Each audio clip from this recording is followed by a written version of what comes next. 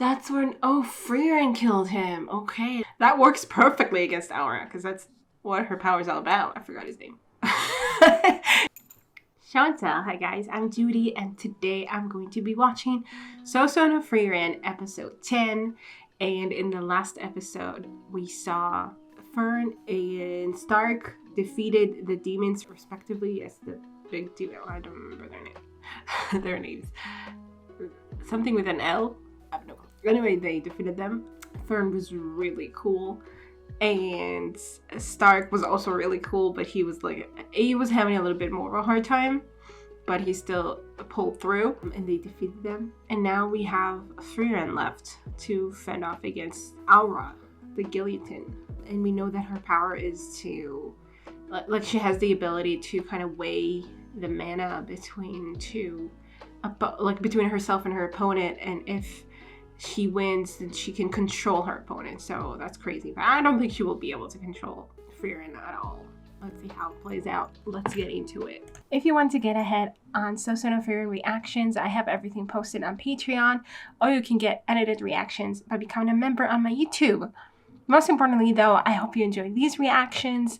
If you do, please leave a like, comment, and subscribe to let me know. Don't forget to support the original content, and let's get into it. Okay. This is definitely not the same time. Is this the past?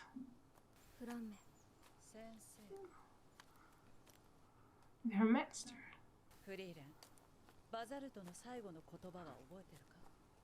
Basalt?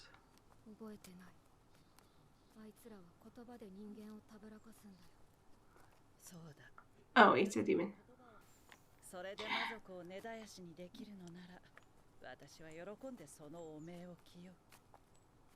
Her earrings, I just noticed. I think Frieren is the one wearing them now. Like, she got them from her master. Maybe I should have realized this a long time ago. I mean, are they exactly the same though? Doesn't seem so.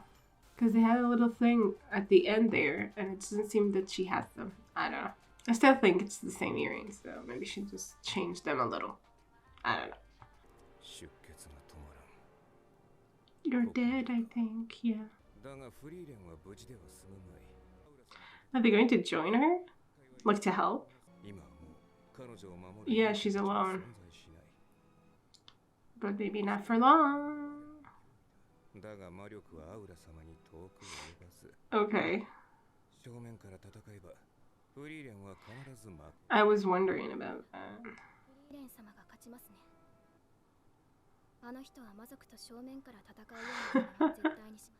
I guess so.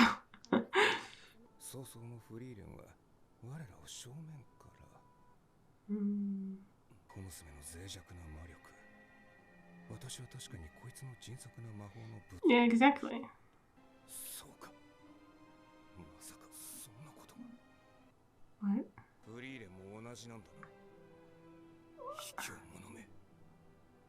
What? What? They use unfair means what? Yeah, she does what her master told her to do. Like what her master did. But what is it that they do that doesn't expend mana? An elf village. So there were like a few of them together. And they all died. Oh, okay.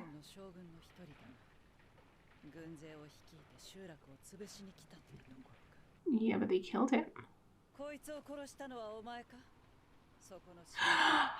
That's when, oh, Frieren killed him. Okay, that's when she first found her. She was in this village.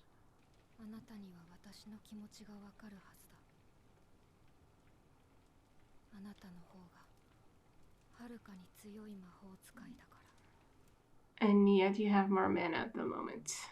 Oh, they disguised their mana, maybe? But they have a lot more, it seems. And then Aura will think that she has less.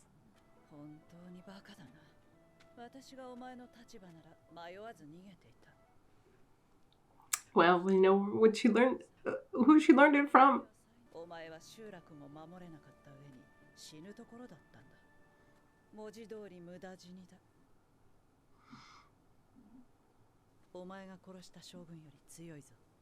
They're stronger. Okay. So he wasn't the one of the 7. 完全に消して闇討ちする気満々だったくせに、こっちが魔法使いとわかるや否や堂々と姿を現しやがった。 They're working for Aura? Who are they? Oh, I guess not. Just make that.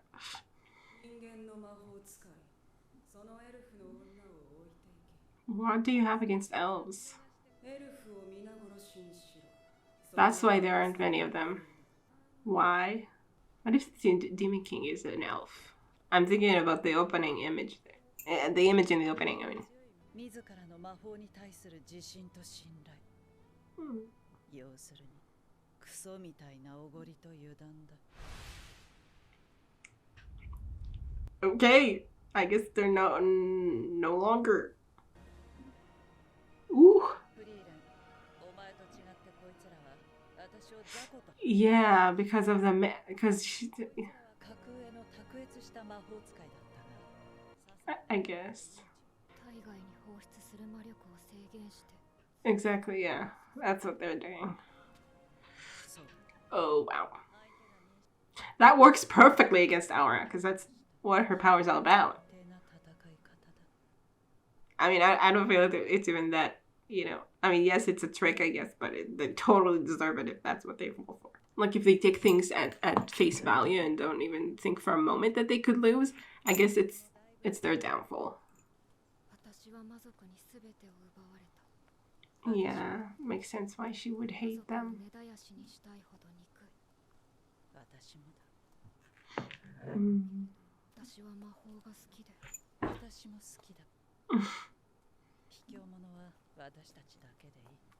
But now Fern does too, I guess.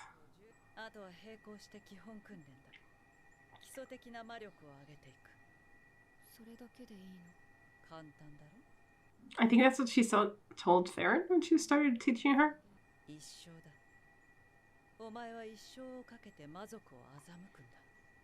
I mean, I guess I understand the concept of like, oh, we're making fun of magic, but...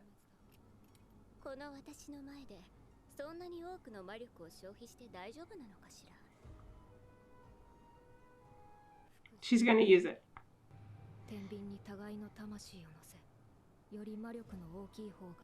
And she never lost.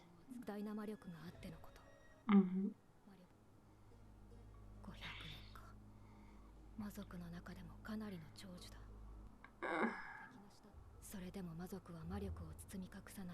Oh, they can't. That's why they don't think about it, because they can't. That's interesting. They can't be taught either. Is she going to, like, is it going to weigh her entire mana, or does she control how much mana she gives to it to weigh? I guess now it's really trickery because they can't. So it's like, but... 例えばこの国の連中は地位や財産で偉いやつが決まる。人の偉さは分かりづらい。だからああやって着飾って見た目で分かるようにするんだ。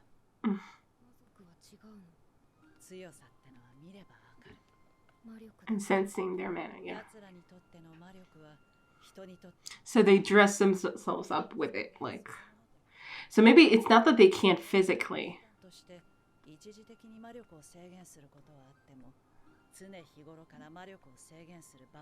Yeah, it's they can because others will...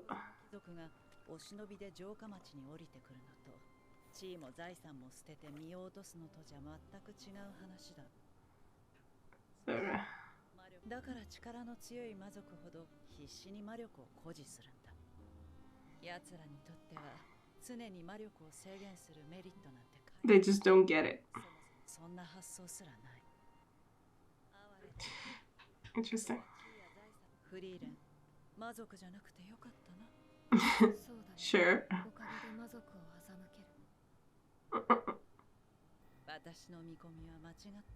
That she's powerful?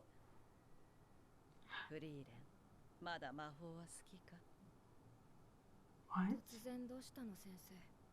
Oh, she grew old.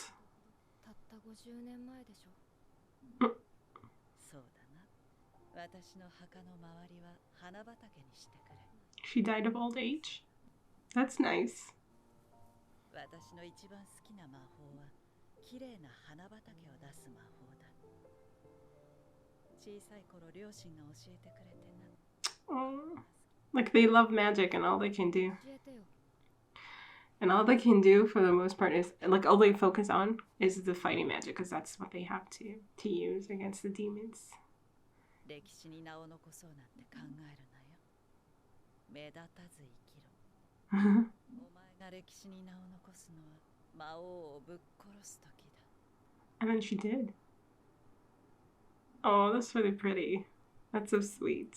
Yeah, really sweet. It's really sweet to show just how Frieren became the way she is thanks to her master and stuff.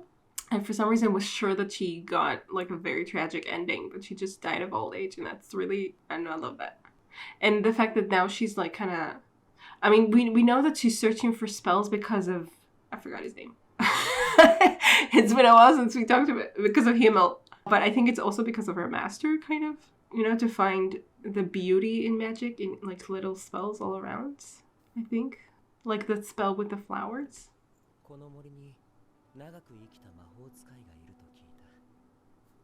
The first time they met her?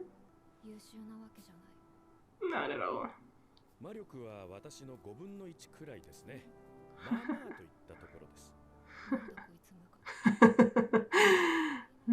They don't know either. Oh, he most saw through her. He realized. That's what she said to her master. Ooh.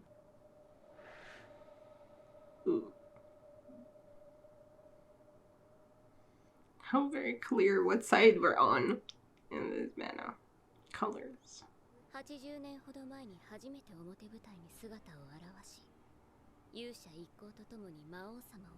Yeah, like her master said.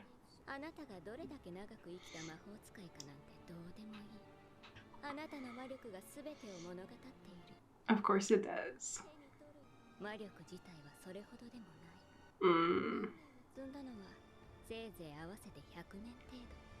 Yeah.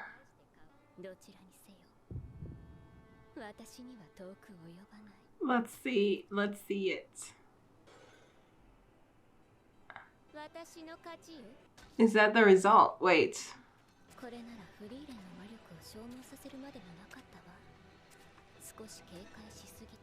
Exactly, I was wondering why she didn't strike right away, but like I said that she was probably afraid. I think you're not looking at your weights. You were tricked.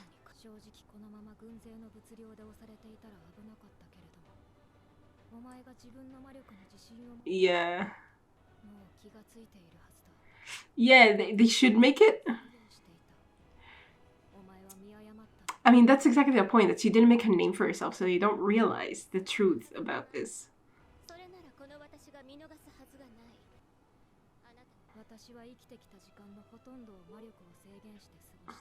So she perfected it. Yeah. It has a lot of points to it. The weights don't lie.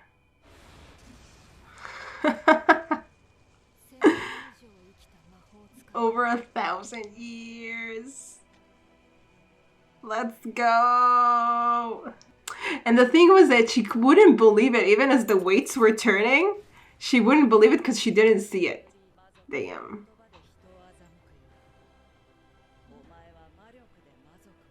I mean, yeah, we're doing exactly what they're doing. We have to fight them in the same way. Damn. Without even a moment of hesitation, but we can get that.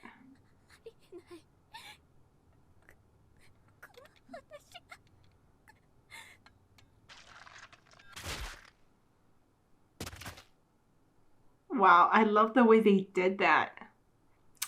Because, you know, because last episode it was like, well, of course, okay, so Frieren is going to have more mana than her, and like, okay, so it's not going to be that surprising, but the way they built it up really made you like invested in it. It was like, oh wow, that was impressive.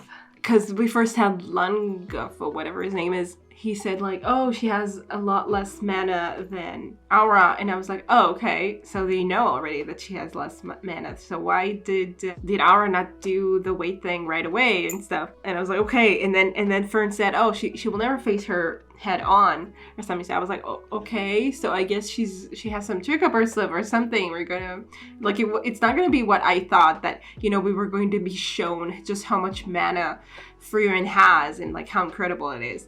But like that's what I expected, and so the way they kind of stepped around it to get to the same point, kind of to show us, yes, this is how much mana Frieren has.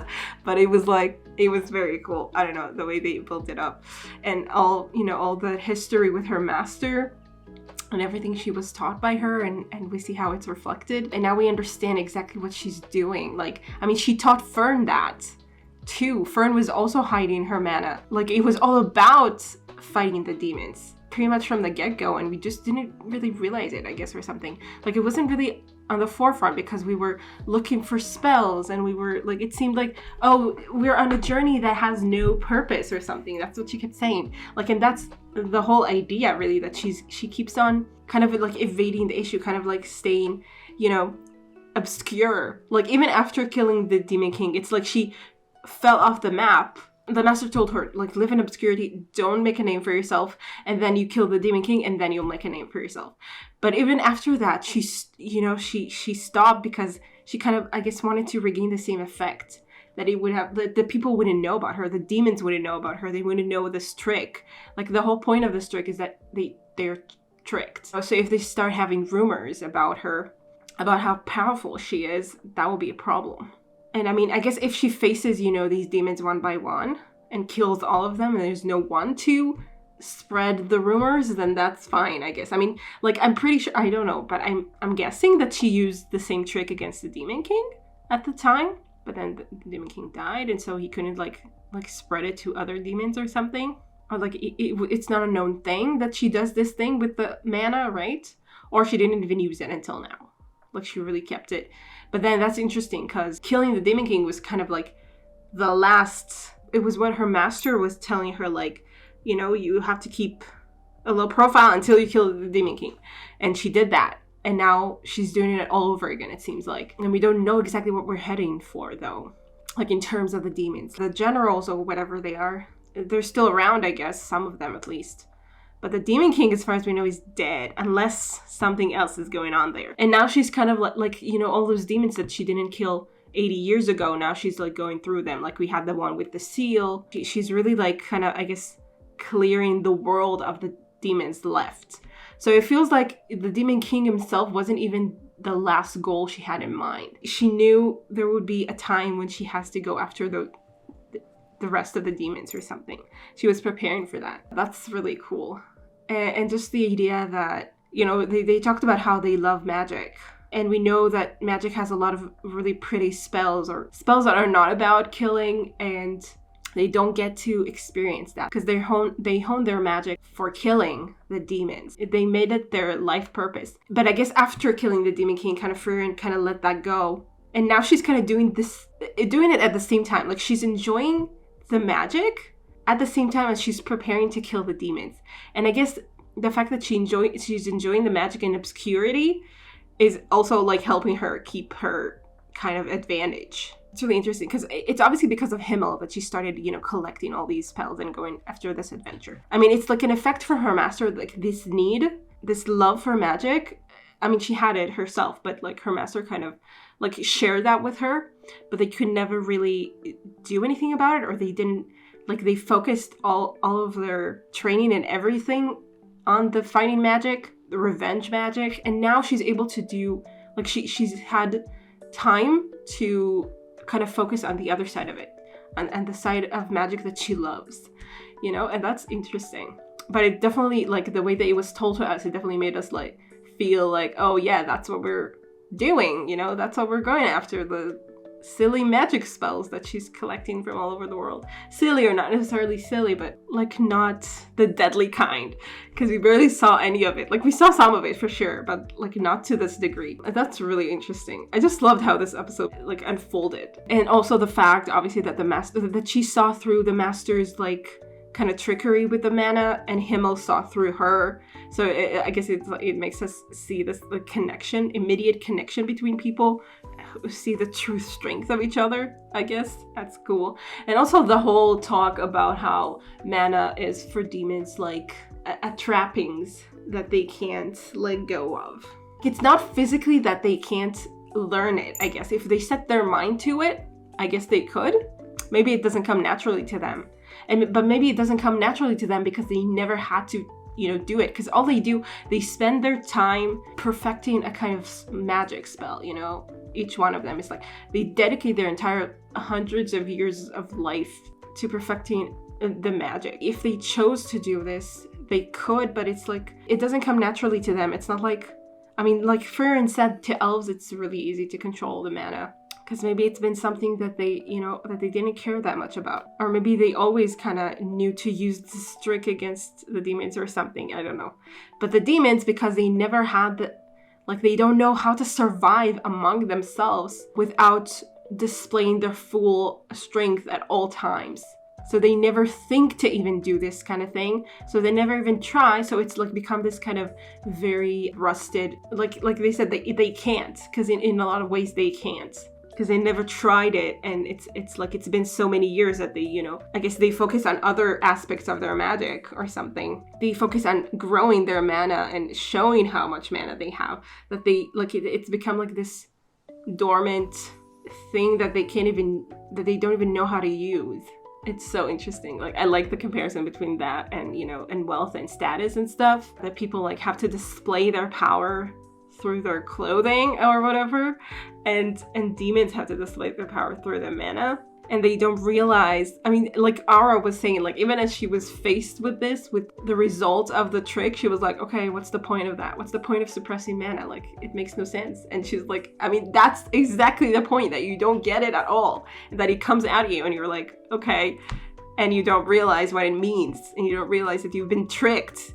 They can't even compute something like this. It's so interesting. I really liked it. This episode was great. Yeah, and Frieren is insane. And she's more than 1,000 years old. Are we ever, I wonder, because she talks about it no problem. Like she has so many years left, But are we going to get to the point where, she might run out of life, I don't know.